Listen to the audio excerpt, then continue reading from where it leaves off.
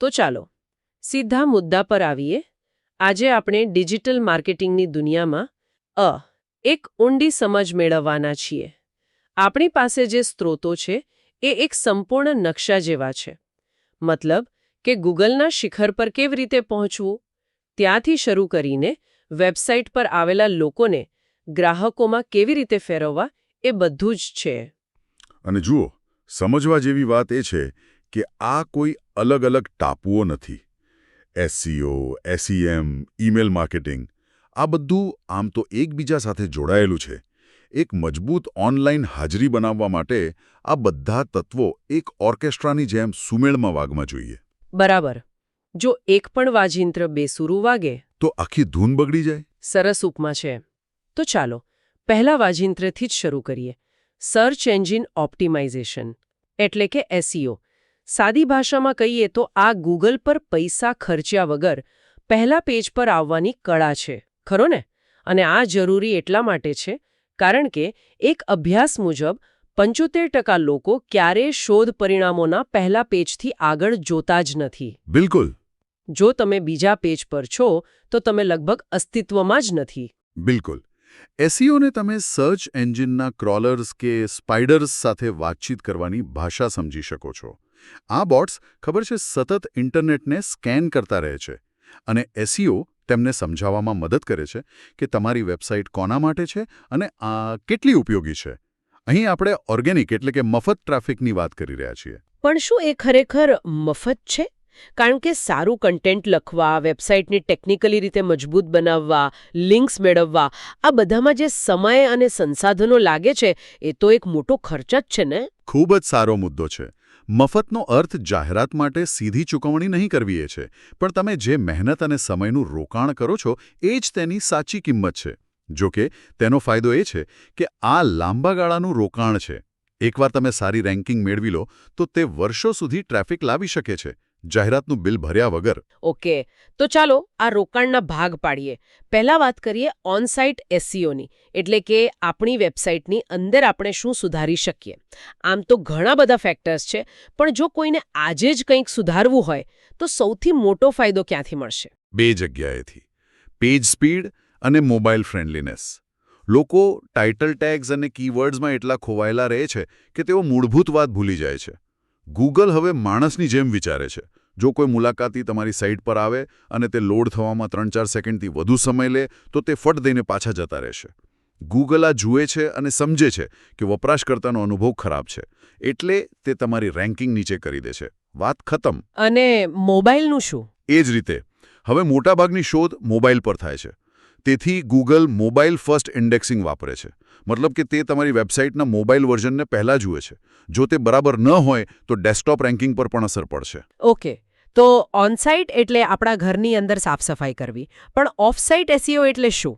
એવું લાગે છે કે આપણે પાડોશીઓને આપણા વિશે સારી વાતો કરવા માટે મનાવી રહ્યા છીએ.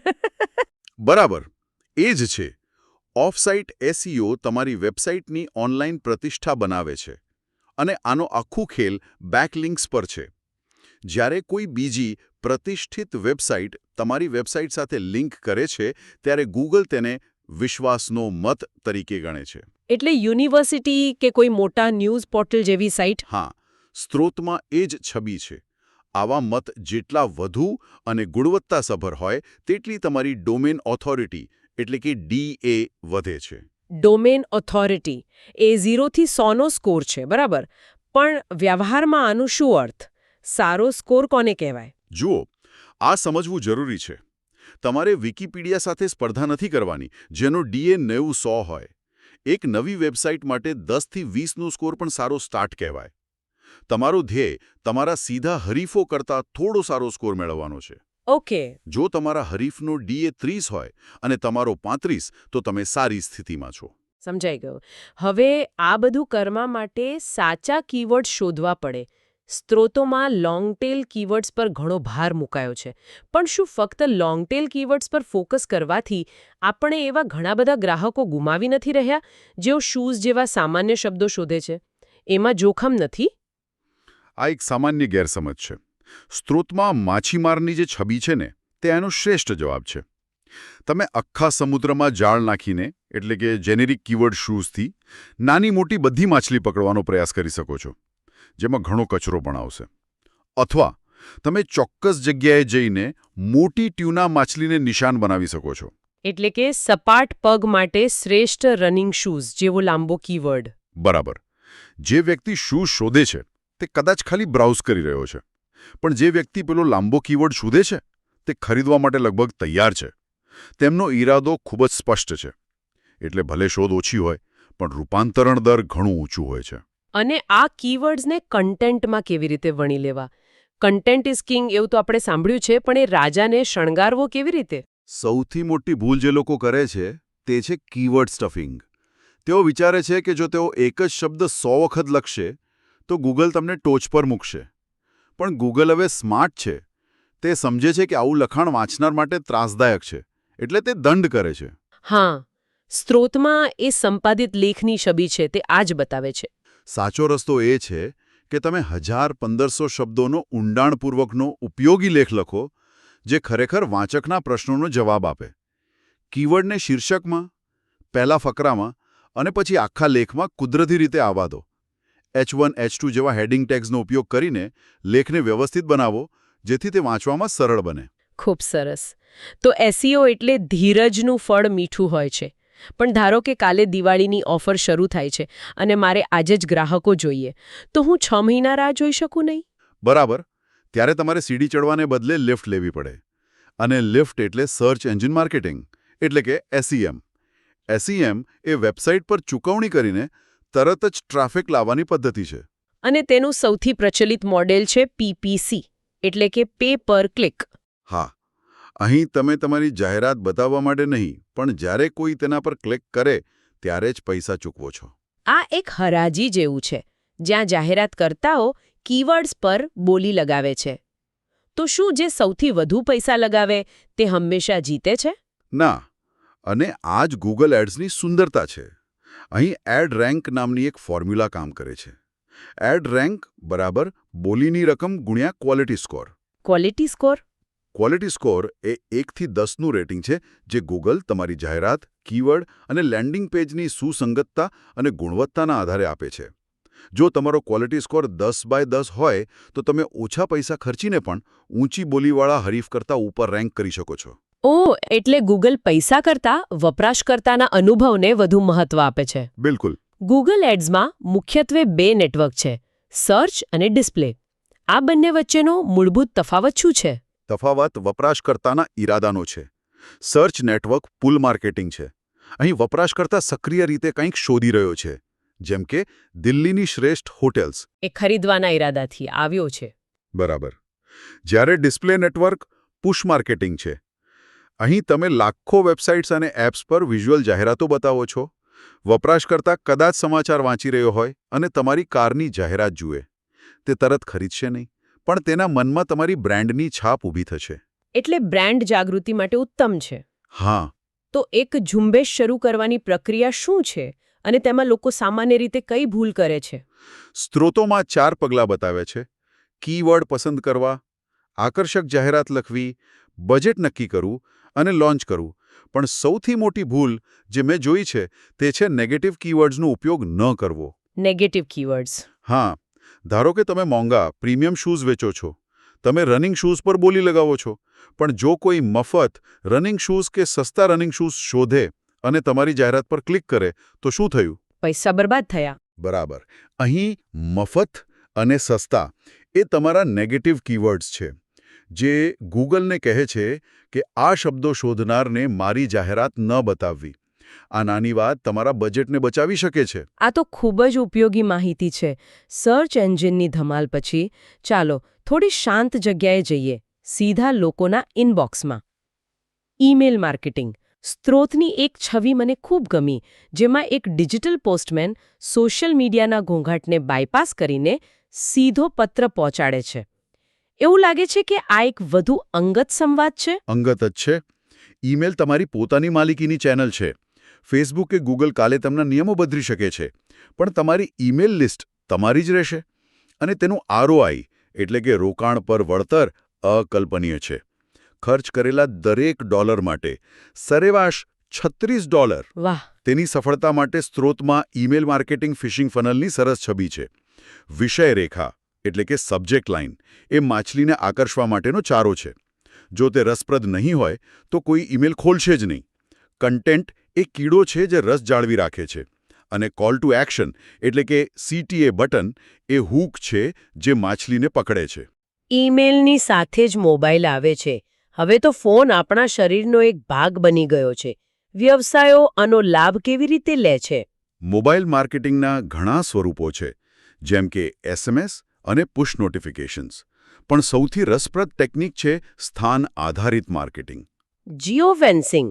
હા, જીઓફેન્સિંગ. સ્ત્રોતમાં એક ઉદાહરણ છે. કલ્પના કરો કે તમે એક કોફી શોપની આસપાસ એક વર્ચ્યુઅલ વાડ બનાવો છો. જ્યારે પણ તમારો કોઈ ગ્રાહક જેની પાસે તમારી એપ છે તે વાડની અંદર પ્રવેશે ત્યારે તેના ફોન પર તરત જ એક સંદેશ આવે. તમે નજીકમાં છો, આવો અને $2 લાટોનો આનંદ માણો. બરાબર. આ અત્યંત શક્તિશાળી અને સમયસરનું માર્કેટિંગ છે. વાહ. હવે ચાલો જાહેરાતની વ્યાપક દુનિયામાં જઈએ. સ્ત્રોતમાં એક એડ કેમ્પેઇનને ઓક્ટોપસ તરીકે દર્શાવવામાં આવી છે, જેના ઘણા હાથ અલગ-અલગ ચેનલો સુધી પહોંચે છે. બરાબર. આપણે ડિસ્પ્લે એડવર્ટાઇઝિંગની વાત કરી, જે હાઈવે પરના બિલબોર્ડ જેવી છે. પણ તેમાં એક જાદુઈ વસ્તુ છે, રીમાર્કેટિંગ. તમે ક્યારેય નોંધ્યું છે કે તમે એમેઝોન પર કોઈ પ્રોડક્ટ જુઓ અને પછી તમે જ્યાં પણ જાઓ, ફેસબુક પર, ન્યૂઝ સાઇટ્સ પર, ત્યાં એ જ પ્રોડક્ટની જાહેરાત પીછો કરે છે. હા, આ રીમાર્કેટિંગ છે. તે એવા લોકોને પાછા લાવે છે જેમણે રસ દાખવ્યો પણ ખરીદી કરી નથી. હા, એ જાહેરાતો તો બધે જ દેખાય છે. અને સોશિયલ મીડિયા જાહેરાતનું શું? તે કેવી રીતે અલગ છે? સોશિયલ મીડિયા જાહેરાતની સૌથી મોટી તાકાત છે તેનું અત્યંત વિગતવાર ટાર્ગેટિંગ. તેને નેટિવ એડવર્ટાઇઝિંગ પણ કહેવાય છે. કારણ કે તે નિયમિત પોસ્ટ જેવી જ દેખાય છે. બરાબર. સ્ત્રોતમાં એક સરસ છબી છે જ્યાં એક અલ્ગોરિધમ પાર્ટીમાં સમાન રસ ધરાવતા બે લોકોને મેળવે છે. સોશિયલ મીડિયા પ્લેટફોર્મ બરાબર આ જ કરે છે. તમે 25-30 વર્ષની, મુંબઈમાં રહેતી, યોગામાં રસ ધરાવતી અને તાજેતરમાં જેની સગાઈ થઈ હોય તેવી મહિલાઓને પણ ટાર્ગેટ કરી શકો છો. આટલું ચોક્કસ ટાર્ગેટિંગ બીજે ક્યાંય શક્ય નથી. અદ્ભુત.